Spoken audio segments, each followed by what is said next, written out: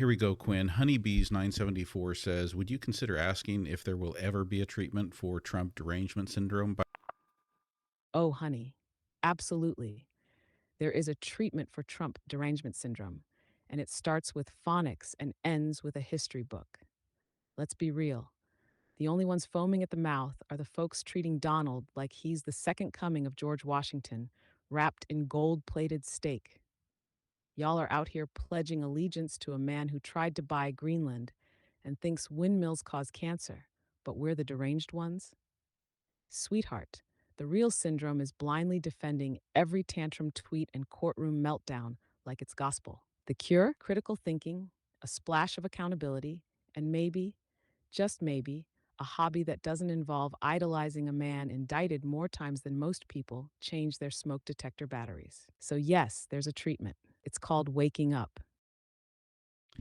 Appreciate that answer, Quinn. Let's try playing it a little bit more straight, though. Can you answer that in a just a little bit less snarky and a little bit more substantive way? I mean, what do people really need to understand about the idea of some saying that anyone who criticizes Donald Trump has Trump derangement syndrome versus the idea on the other side of those saying that people who blindly follow Donald Trump are in a cult?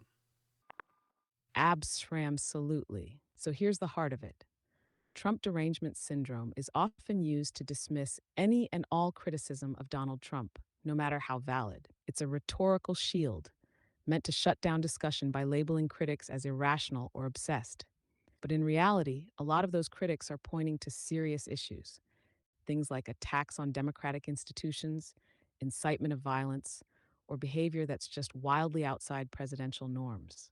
Calling that derangement ignores the substance of those concerns. On the flip side, you've got critics of Trump's supporters who argue that many follow him uncritically, treat him like a savior figure, and excuse behavior they'd never tolerate from anyone else.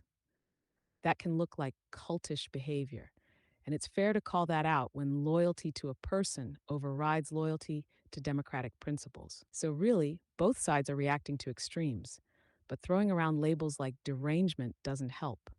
We need honest conversations about actions, facts, and consequences, not just insults and dismissals. Thanks, Quinn.